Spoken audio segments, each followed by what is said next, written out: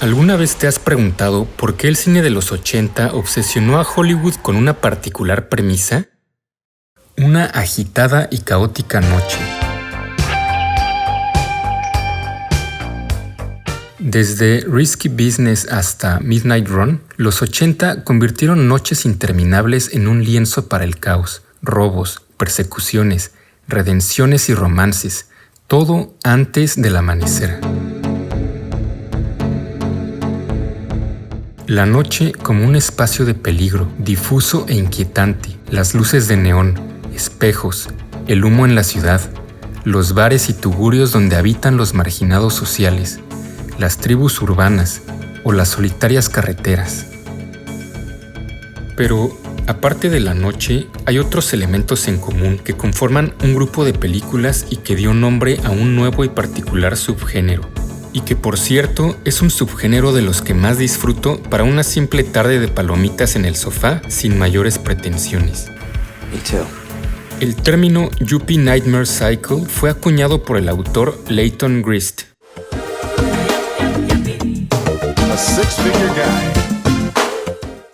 Los años 80 marcaron un cambio en todo sentido respecto a la década anterior.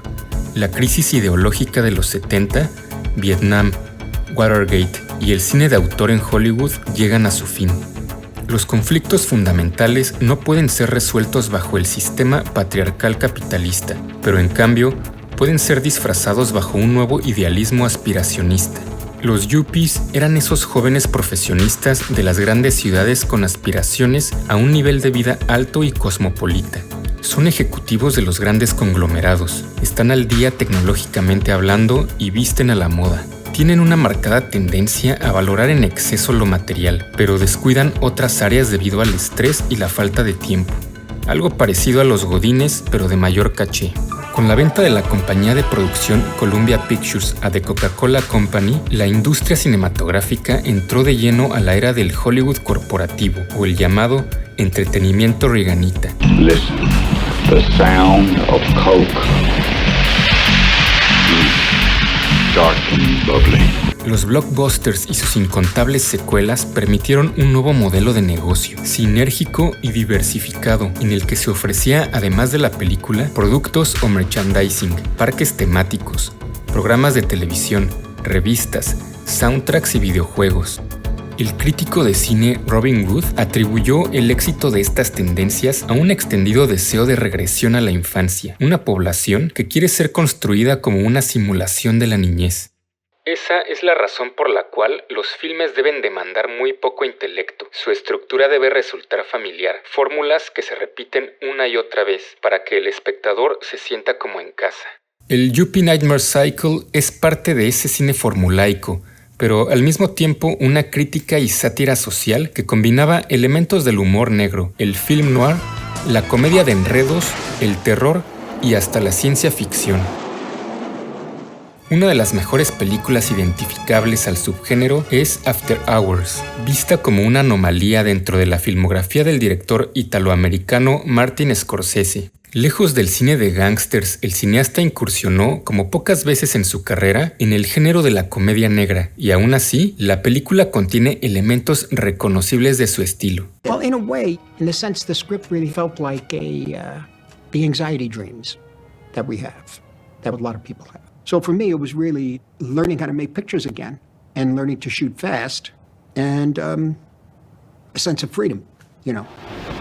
Ganador del premio a Mejor Director en el Festival de Cine de Cannes, Scorsese fue de los pocos autores que resistió la década de los 80s, la cual vio el declive comercial de directores como Michael Cimino, William Friedkin, Peter Bogdanovich o Hal Ashby. La trama sigue a Paul Hackett, un joven ordinario empleado de alguna compañía neoyorquina. Completamente hastiado de su mundano empleo, la secuencia inicial lo muestra mirando a su alrededor, cayendo en cuenta del sinsentido y absurdo de su vida, confinado entre las paredes de una oficina. I said it's temporary anyway. I do not intend to be stuck doing this for the rest of my life. Don't tell Mr. Dibble that I said that, please. Okay. Al terminar su jornada y llegar a su diminuto departamento, no encuentra más que soledad y aburrimiento. por lo que decide salir a tomar un café y leer un libro, la novela Trópico de Cáncer de Henry Miller. I love that book. Oh, yeah. Oh, yeah. Casualmente, una joven hermosa le hace la plática a partir del libro y le ofrece el número telefónico de su amiga, con la excusa de venderle unos singulares pisapapeles en forma de bagels. Paul la llama por teléfono esa misma noche y quedan de verse en el loft de la amiga de Marcy, ubicado en el Soho. Soho meant the image of my mind, and this kind of played into the movie, was sinister. Y es aquí donde empieza la pesadilla kafkiana, en la que el pobre urbanita se atravesará con personajes y situaciones cada vez más demenciales que las anteriores. Why doesn't he have to wait a few minutes? Tonight is Mohawk night. If you had a Mohawk, you could go in. Oh, come on. We're both adults. La RAE define kafkiano como aquellas situaciones absurdas o angustiosas. En las historias de Kafka, kafkianas en un uso literal del término, se reflejan muchas situaciones absurdas de la burocracia moderna, un mundo que el escritor conocía bien, ya que fue pasante en una compañía de seguros. Muchos de sus personajes son oficinistas y se ven atrapados en una red llena de obstáculos, con cometidos tan ilógicos que están condenados a fracasar casi desde un primer momento. Kafka usa un tipo de lógica onírica para analizar las relaciones entre los sistemas arbitrarios de poder de las sociedades modernas y los individuos que están atrapados en ellos. Es lo que ocurre a Gregorio Samsa, protagonista de La Metamorfosis, que al despertar convertido en un insecto gigante, se siente preocupado porque no llegará a tiempo al trabajo. El planteamiento del joven treintón, que después de haberse esforzado por años en sus estudios y algunos otros de carrera profesional, de pronto se ve completamente insatisfecho con su vida aburguesada y fantasea con una aventura extraordinaria. Es el punto de partida para estas cintas que dejan el realismo de lado y se convierten en una amalgama de géneros cinematográficos que producen una fórmula perfecta de entretenimiento. Pero vamos a dejar para más adelante la explicación final de la película. Sure. Si bien el término yuppie hace años que cayó en desuso, la mayoría de personas podemos identificarnos con el hastío de una rutina de 9 a 5, que se puede llegar a sentir como un callejón sin salida. Por momentos, preferiríamos que estallara un apocalipsis zombie, como en la película Night of the Comet. Otra tendencia de la época reaganista, bajo el contexto de la Guerra Fría, es la llamada paranoia nuclear. Filmes de serie B como Night of the Comet o Miracle Mile. La primera combina la teen movie con el terror y supervivencia, al estilo Soy Leyenda. Luego del paso de un inesperado cometa durante una noche, la Tierra queda devastada. Se propaga una infección y surgen violentos zombies. Por casualidad, 2 hermanas adolescentes sobreviven. Junto con otro joven, forman una alianza para escapar del pandemonium. Con una estética ochentera en su máxima expresión, la película hace una sátira del consumismo desbordado, la adolescencia hipersexualizada y la contradicción con la que festejan de manera cínica la desaparición de los insoportables mortales, pero al mismo tiempo el lamento frívolo por no tener ya opciones de pretendientes, mientras se enfrentan al fin del mundo. So that means that the last guy on Earth is either a gentleman or a fag. La segunda cinta es un frenético drama escapista en tiempo real que mezcla el romance, el humor negro y la ciencia ficción. Un joven jazzista del tipo nerd conoce por fin a la chica de sus sueños, pero precisamente en ese momento el mundo parece implosionar en una guerra nuclear de la que hay que escapar para sobrevivir.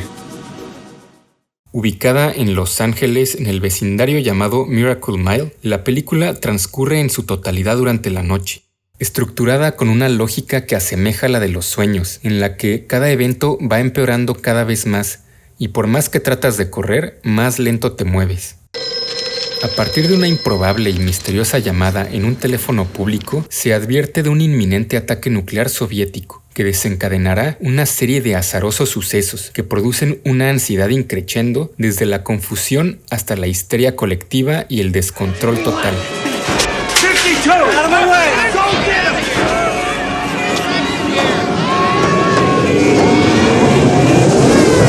Todo a través través de la experiencia de un hombre común que, lejos de convertirse en el héroe hollywoodense, solo busca preservar su vida y la de su amada a toda costa.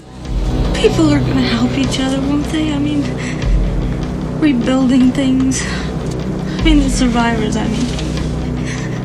I think it's the insect's turn. La banda sonora corrió a cargo de la legendaria banda alemana Tangerine Dream, una eufónica mezcla de sintetizadores con melodías melancólicas y una hipnótica e insistente caja de ritmos.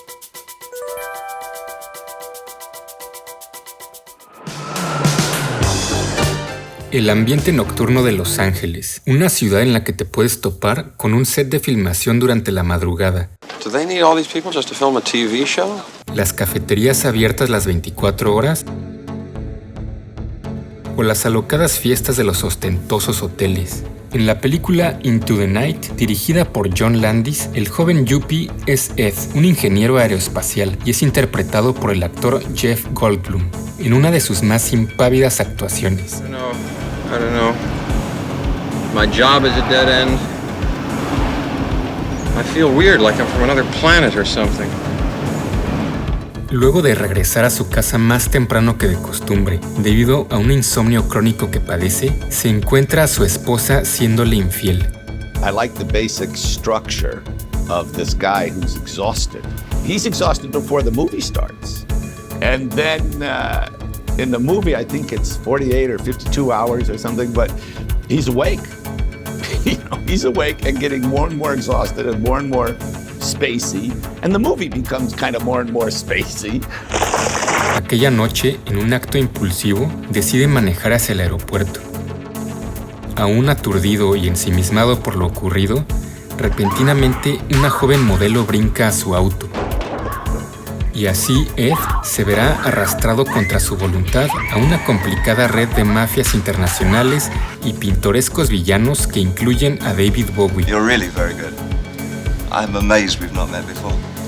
Todos en busca de unas valiosas esmeraldas. They want the stones. Al hablar de una narrativa de ficción y en este subgénero en particular, por más disparatadas que sean las escenas en pantalla, un guión redondo logra que el espectador conecte con la historia a un nivel emocional. My wife is unfaithful to me. Oh, your wife is having an affair.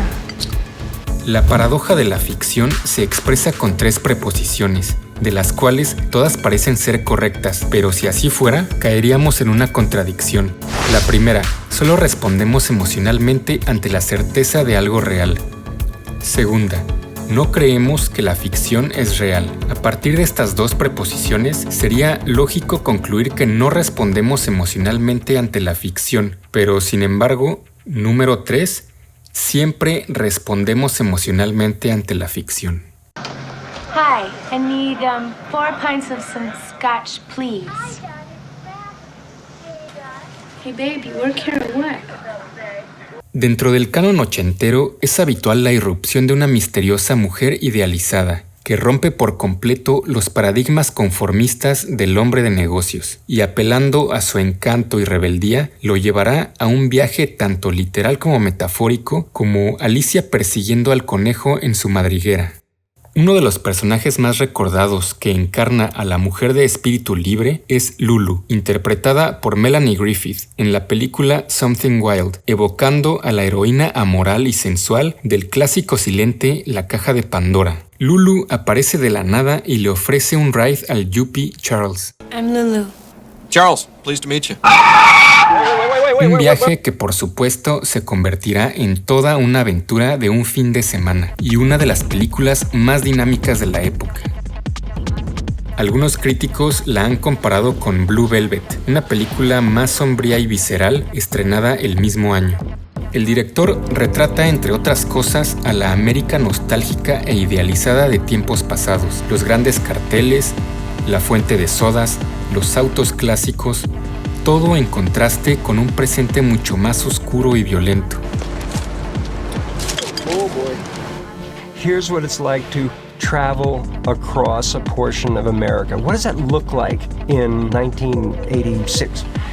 You kind of want your imagery to add to the visual anthropology of our era.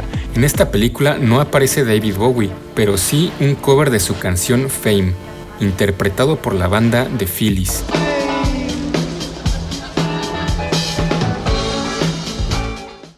Hacia el final de la película After Hours, vemos a Paul de regreso a la mañana siguiente en su oficina, completando así el ciclo en el mismo lugar donde comenzó.